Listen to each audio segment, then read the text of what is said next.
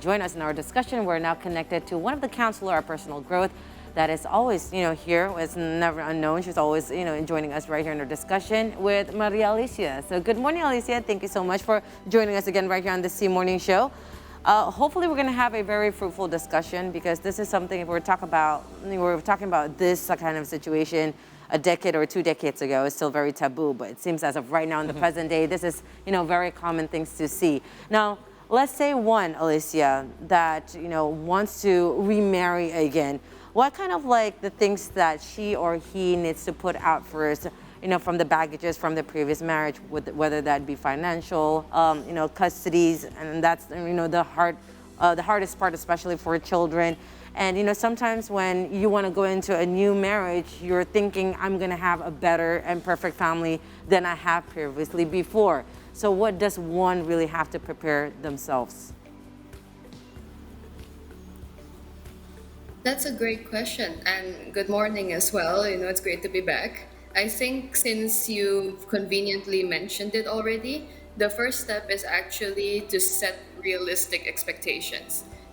Because when we come into anything expecting perfection, we're only setting ourselves up for inevitable disappointment.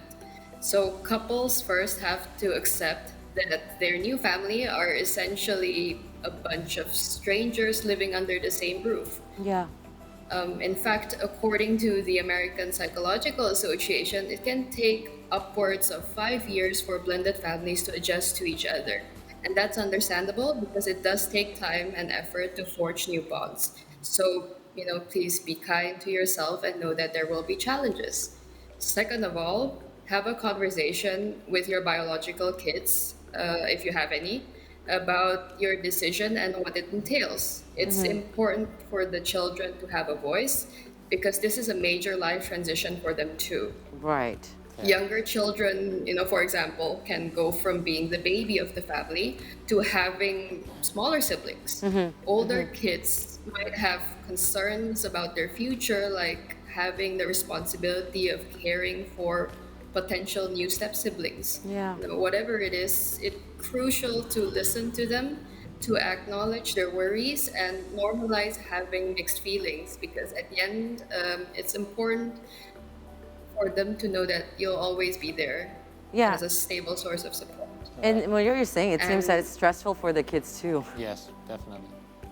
Yeah, definitely. It's very stressful for the kids. And again, while it is stressful for the kids, it's also a huge pressure on the couple itself. So finally, it's also very important to talk about everything with your new partner. This can be, like you've already mentioned, concerns about the previous marriage, financial arrangements, what their roles as step parents should be, and changes in the household rules. Yeah. Communication is number one in any relationship, so you always want to be on the same page. Okay, you mentioned about how if the children or child is yours, then you're the biological parent. I would imagine it would be easier to talk to your biological child and explain the situation. There'll be a change in the household dynamic now. Right. However, being a step parent, I imagine, could be a little bit more difficult. Yes, you probably have been around the child for quite some time as you acclimated yourself to this new role. However, taking that step into marriage is a different thing, because now I will literally be your new father or your new mother. So this is now the beginning parts, and it's a very crucial part in my eyes of forging that new relationship. So what are the important first steps that step parents need to take to begin a healthy and successful relationship with the child? Well, I think it's firstly very important to start by putting yourself in their shoes. Imagine as a kid that your parents have separated, but you might still be holding on to that hope that they'll reunite in the future. Right. But now there's this stranger, this foreign adult that's getting in the way of that happy reunion. Right. That's grounds for a lot of resentment, Plus, they're intruding in your comfort zone, and it feels like they're stealing all the attention away from your parent. But at the same time, you feel obliged to like them.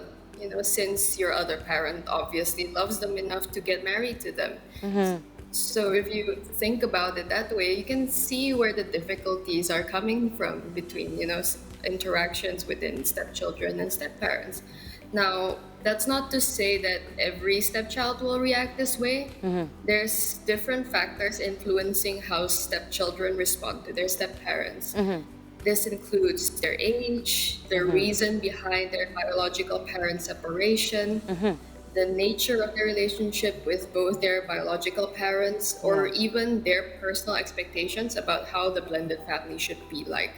But generally, when you can see the big picture, it's easier to understand your stepchild's behavior. Once you got that down, it's good to find common ground between you and your stepchild. You can get to know if they like similar video games, music, or sports, and try to use that as a stepping stone to spend more one-on-one time with them. So, for example, I know that there's a Marvel exhibition going on here in Jakarta. So if you and your stepchild enjoy Marvel movies, then that can be a shared activity that you can do together. And lastly, it's important to follow their pace at the very end. Just like you won't pressure your boyfriend or girlfriend to say, I love you before they're ready. Don't force your stepchildren to like you and spend excessive amounts of time with you. So help them understand that, that you're not there to replace their biological parent, and give them time to process everything that's going on. Right. Just be patient, I guess. I've got a real quick follow-up question. Is there a different approach when you're dealing with kids, let's say, under 10 years of age, or like teenagers and above? Because I imagine, teenagers will understand a lot more as to what's going on, as to small children who might be easier to acclimate yourself to. I think, bottom line, the approach is always still to involve them in this decision. With younger children, we might think that they're more impressionable, and if this step-parent presents as a positive influence, it will be easier for them to sort of adjust to this new situation and to eventually accept them. But for adolescents, teenagers, it's not just this, transition that they have to adjust to, but also, the teenage phase as a whole that they have to adjust to. And there's just a lot of changes that they have to bear with, and of course they're also having to form their own sense of identity, and that having a blended family can, I suppose, present new complexities in that. So when we have a conversation with them, it's more about being mindful of that and just taking into account all the potential feelings that they might have. And we've been going through halfway our discussion, and we've been concentrating on the stepchildren because children is the it is the most important thing, especially in a family. Thus, that's why we're talking about this. Now, if Paul was talking about age-wise, there are some situations where children have to see their parents or their mother or their father remarried because the other spouse maybe passed away. It could be much more easier knowing that it's replaced by another man or another woman in this case, if one of the parent is still alive.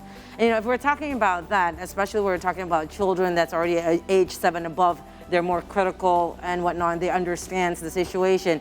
How does the new step-parents can, discipline the stepchildren? And how do you communicate and setting the boundaries? Because, we see a lot of movies, and even the situation, I'm pretty sure you do, Alyssia, where, a kid saying, you're not my mom, you're not my dad, you can't tell me what to do. That would be I am not your child, right? Because they know that my mom and my dad is still alive. I just have to live with you because of the circumstances. How does one have to deal with this kind of situation? I think in terms of can step-parents discipline their stepchild? Well, yes and no, and I'm gonna explain why. At the beginning, it's always important to focus on building the relationship first, because as a step-parent, you're a new authority figure for the children. So you're going to want to start with being a friend first. And being a friend meant that you don't have to be a pushover. You have boundaries and you have a right to assert them, but you're also not the main source of discipline. Again, always connection over correction, because step kids are likely to show resistance or resentment otherwise. Yeah. It's better for the biological parent to be more of a disciplinarian, at least for the first 1 to 2 years. So, your role as a step parent then is to support the biological parent and ensure the consistency of the children's discipline, guidance, and supervision. And once you've spent time earning their affection and respect, you can begin to take a more active role, and they're more likely to listen to you as well. And I guess in terms of how do you, keep yourself from crossing the boundaries as a whole, a good activity to do as a blended family at the beginning is to sit together and just discuss basic house rules and expectations. You can start with simple things like talking respectfully to one another, dividing chores, and the likes. So you know at least where the basic boundaries are. But this should always be an ongoing conversation between all blended family members, because circumstances will change. You have to keep an open dialogue with everyone, not just your partner, but also the kids, Yeah. about where the limits are. Right. And Alyssia, also, those are some circumstantial situations where you can make a decision as a whole, perhaps a discussion with your partner. But what are some of the hardline do's and don'ts as a step parent? That's a great question. I guess in terms of do's, you definitely do have to spend one-on-one time with both your stepkids and your biological kids. Okay. So you want to be treating all of them fairly, because it reminds them that this is not a competition and they're equally loved. So having positive shared experiences like biking together, or even just simple things like grocery shopping, are a great way to maintain your bond with all of them. Yeah.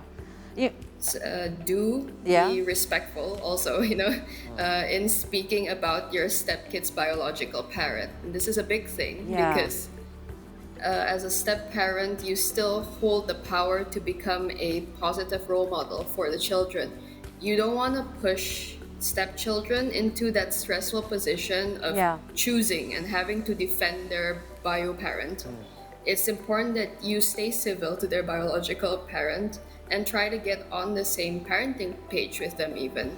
yeah. And finally, do have routines. That's a great thing, because having a reasonable routine, or even maintaining past routine that your children and stepchildren have already adopted, helps them feel safe, because routines are predictable. Yeah. So they can better settle into a situation where they're already having to deal with so many other changes. Now, for the hardline don'ts, right? Definitely don't demand too much change too soon. So be sensitive to the fact that it's a big transition for everyone involved. The last thing you want to do is to run in, with this determination to fix everything. So instead, we can just spend time familiarizing ourselves with the family flow that already exists. Yeah. Then we can start tackling the different aspects one after another. And don't, again, overcompensate by doing too much for your stepkids in an effort to bond with them. I think that usually comes with an expectation for your stepchildren to respond favorably.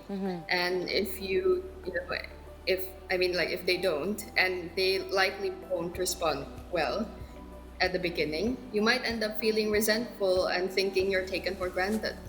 You don't want to feel that way. Yeah. And lastly, just don't take everything personally.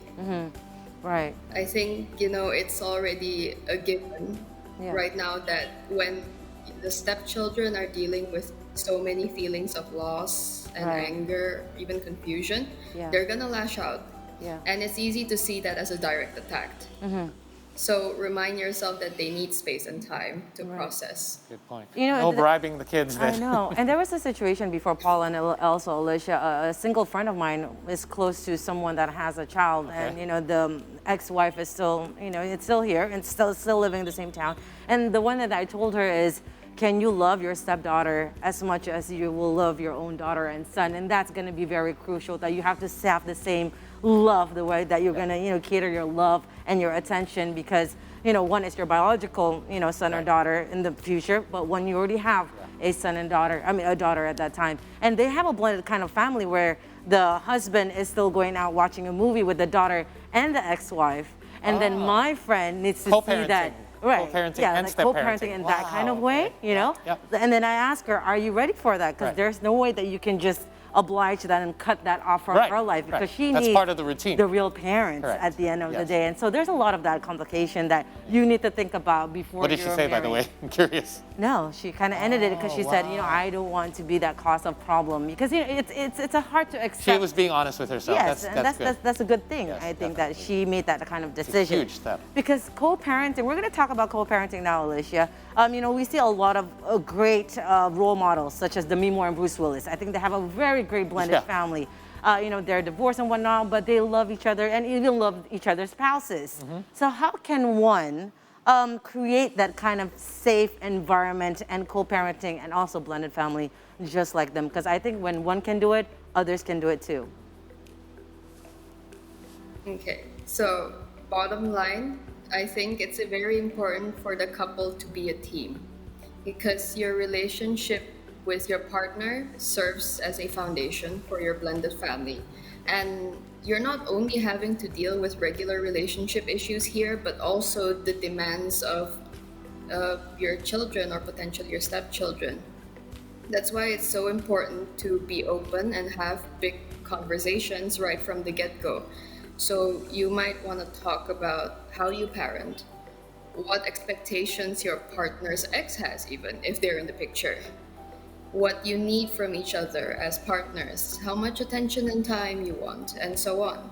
Because if you can't manage conflict effectively and come to an understanding on these things, then it's easy for that foundation to crumble. And apart from cooperating with each other, it's a priority for couples to always invest back into the relationship. So even small gestures or going out on a brief date night will do wonders to keep that emotional commitment, you know, that daily attention and appreciation alive. So, you know, as small of a thing it may seem, it's always important to make time for romance. Yeah. That's nice. Good way to end it. Tell that to my wife. Anyway, thank you so much, Alyssia, for your time. We really do appreciate this kind of more in-depth look into something that we don't really run into that often. But by the way, I spent some time with some friends very recently.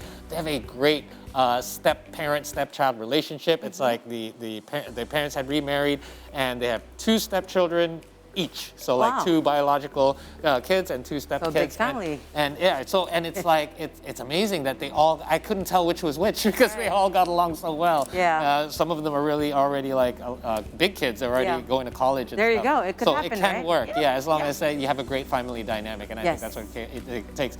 You can never have too much love, right? Less ego, more communication. Exactly. Thanks, Alyssia, for your Thank time. you. Have a great day. Thanks for having me. We'll check in again with you soon.